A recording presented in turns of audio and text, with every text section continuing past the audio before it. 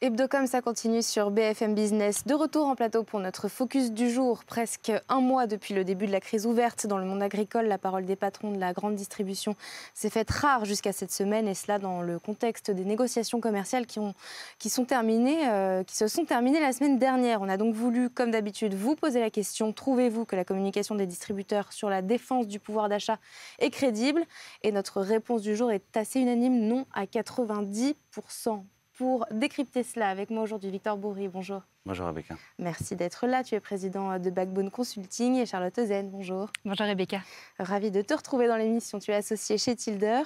90% donc, c'est unanime. C'est assez clair. Pourquoi si radical, Charlotte? Ce qui est intéressant, c'est de voir à quel point, quelle que soit la configuration, les agriculteurs gagnent toujours la bataille de l'émotion face aux distributeurs.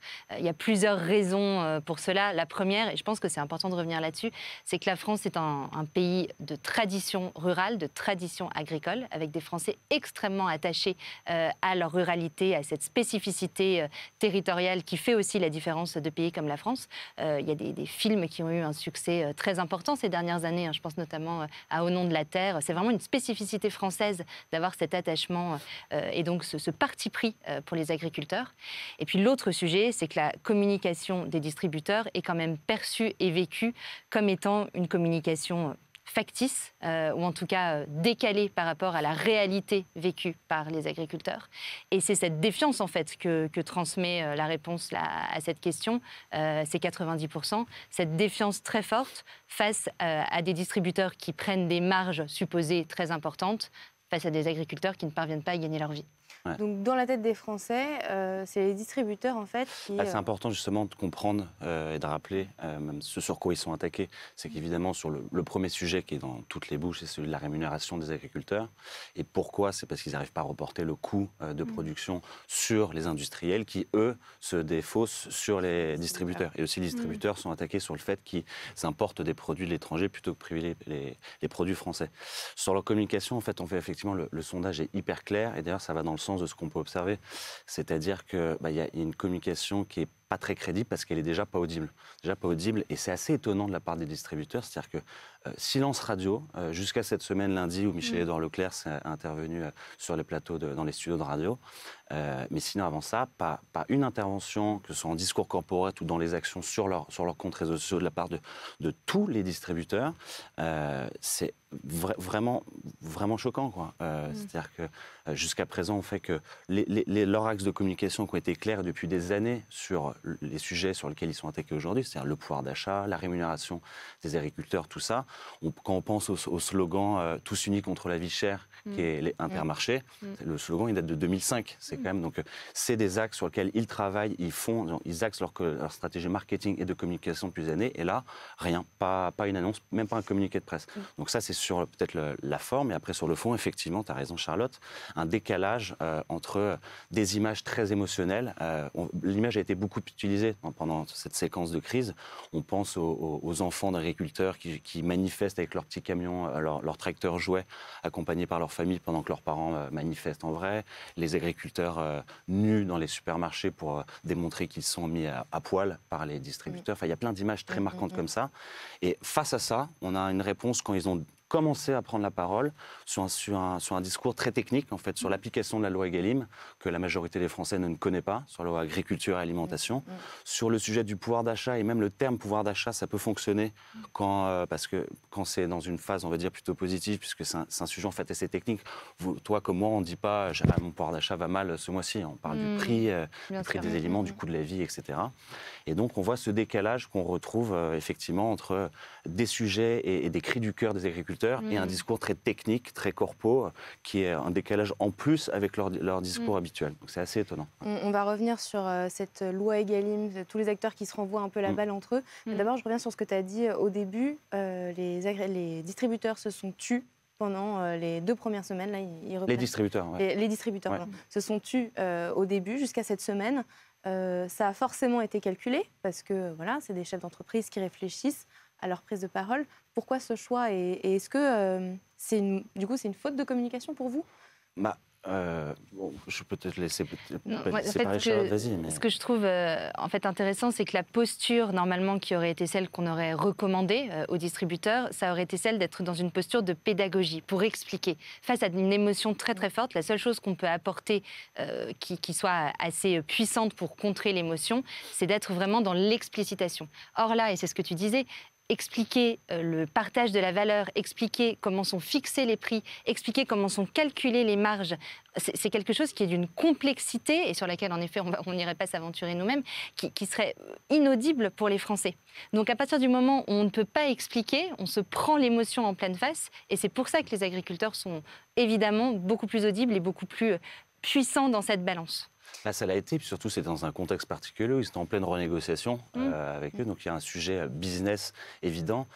Mais en termes de communication, effectivement, il y a plein de règles très classiques de gestion de crise et de communication de la crise qui n'ont pas été respectées ici. Ce que j'ai précisé au début, c'est que silence radio, c'est quand même délirant. C'est-à-dire que les règles de base en termes de gestion de crise, c'est compassion, information, action. Et après, à voir comment on séquence ça et comment on l'annonce et comment on fait. Là, rien. C'est que les gens étaient choqués du silence d'un des acteurs principaux de la crise auquel on assiste. Ensuite, c'est le fait justement de se renvoyer la balle, comme tu disais, c'est-à-dire que d'utiliser des contre-feux, comme on dit en communication de crise aussi. Là, le contre-feu était de renvoyer sur une dimension technique la balle aux industriels, justement, en plus dans un contexte où en fait toutes les informations et les émetteurs d'informations sont mélangés. Et on voit d'ailleurs, ce qui est assez intéressant dans ce type de mouvement, ça a été le cas pendant les Gilets jaunes, le sujet des banlieues aussi, c'est d'observer comment se construit l'opinion en ligne. Et de plus en plus, l'analyse est de plus en plus complexe parce qu'il y a des phénomènes nouveaux qui interviennent dans l'expression de l'opinion en ligne. Et il y a un nouveau qui se structure qui s'appelle l'astroturfing, qui consiste à faire gonfler un mouvement en laissant penser qu'il est spontané, qu'il est populaire, etc. En l'occurrence, c'était le cas ici, et on a pu le détecter sur des sujets assez politiques, sur la responsabilité de l'Europe, sur la responsabilité environnementale des pays dans la crise des agriculteurs, etc., qui en fait étaient poussés par des communautés activistes ou complotistes. Et en fait, le discours des distributeurs a été noyé là-dedans. Donc, leur discours technique face à des sujets émotionnels est encore plus en décalage, puisque ce qu'ils adressent ne répondait pas à ce qu'on voyait en termes de volume sur les réseaux. Et quand Michel-Édouard Leclerc a repris la parole, c'est-à-dire lundi dernier sur France Inter, il a expliqué que les enseignes de distribution ont été prises pour cible par les agriculteurs à cause de leur syndicat, à cause de la FNSEA, à défaut de s'en prendre au ministère. Est-ce qu'il a raison de se défendre de cette façon-là ? Ce qui est assez intéressant, c'est qu'il se défend en effet en pointant du doigt la FNSEA, mais ce qu'on pourrait rappeler, et je trouve que c'est assez peu dit dans le débat public là, ces derniers jours, c'est que le secteur de la distribution est un des secteurs qui marge le moins, en fait, par rapport à d'autres secteurs. Les marges sont déjà ultra réduites. Donc, est-ce qu'à certains moments, il y avait des marges de manœuvre, évidemment, qui n'ont pas été prises ? Est-ce que les centrales d'achat européennes faussent le jeu ? OK, tout ça doit être mis sur la table. Néanmoins, à mon sens, s'il ne se sent pas à l'aise pour mettre cet argument en avant, qui est réel et qui est vraiment un argument économique connu de tous. Ça crée le suspense. Ouais, c'est bien qu'il y a quand même quelque chose sur lequel il n'est pas à l'aise. Donc, pas à l'aise, et les autres sont pas à l'aise aussi. On voit même en termes de communication, puisqu'on est sur le sujet, en termes de porte-parole là, avec Michel-Édouard Leclerc qui est allé sur les plateaux, et il s'est même embourbé lui-même à créer d'autres crises avec le sujet de l'origine du lait, du beurre en marque éthique qui venait d'Irlande, qui a été décrié par tout le monde. C'est pour ça qu'on voit à quel point chaque prise de parole d'un distributeur est en fait complètement chrysogène et permet ensuite de filer d'autres crises pendant des semaines. Donc leur parole est presque radioactive en ce moment. C'est pour ça aussi que elle est radioactive du fait d'une mauvaise compréhension et d'analyse de l'environnement et de comment se fabrique l'opinion aujourd'hui sur leur sujet. Dans la première partie de l'émission, j'ai posé la question à Maurice Lévy qui disait que dans l'ensemble, toutes les parties prenantes sont honnêtes dans leur communication. Est-ce que vous êtes d'accord avec ça ? Est-ce qu'il y a, j'ai envie de dire, presque 100% de sincérité dans les parties prenantes, dans leur communication là ? 100%, c'est toujours exagéré. En revanche, comme on le précisait tout à l'heure aussi, c'est vrai que c'est des axes marketing et business qui développent depuis maintenant des années, voire des dizaines d'années, sur justement la juste rémunération de leurs fournisseurs, sur le pouvoir d'achat, sur les prix justes, etc. Donc, c'est une forme de sincérité, de prolongement de leur communication sur une réalité de stratégie d'entreprise, ça on ne peut pas le nier.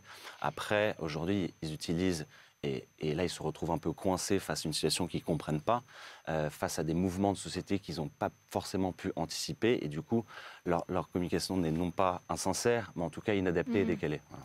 Mais ce qu'il faudrait redire, c'est que le destin de la grande distribution est profondément lié au destin de l'agriculture. Donc, ce serait impossible d'imaginer une grande distribution détachée des agriculteurs. Donc, à partir de là, les deux parties doivent travailler ensemble. Et à force de les opposer, même si c'est parfois caricatural et même si les prises de position des deux côtés sont parfois un peu manichéennes, évidemment qu'ils doivent fonctionner main dans la main pour nourrir les Français. Et ça, ce n'est pas dit, ce n'est pas Et d'ailleurs, dans les assumé. enquêtes d'opinion avant cette crise, il y avait d'ailleurs un sondage qui avait été réalisé pour BFM Business en septembre dernier sur l'imputation, la responsabilité de la hausse des coûts des produits de l'alimentation. C'était les industriels d'abord, mais largement devant, à près de 60%, et ensuite les distributeurs, dans une moindre mesure, et une infime partie les agriculteurs. Mais et même le discours des patrons d'Alexandre Bompard, de Michel Leclerc était plutôt bien perçu par les agriculteurs. En tout cas, il n'y avait pas cette défiance qu'on remarque aujourd'hui. On voit qu'il,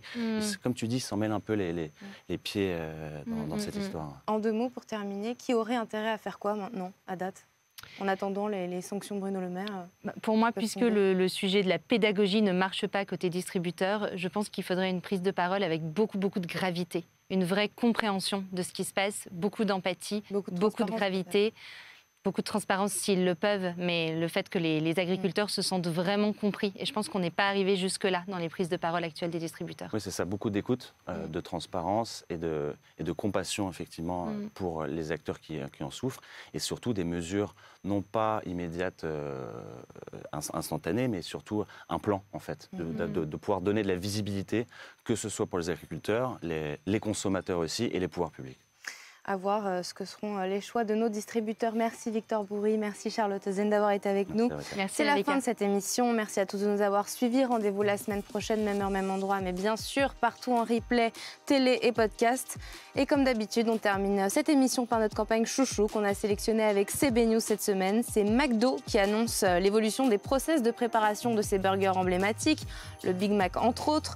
Une course-poursuite qui n'en finit plus parce que le burger fait pas mal de jaloux partout et tout le temps. C'est un film signé TBW à Paris.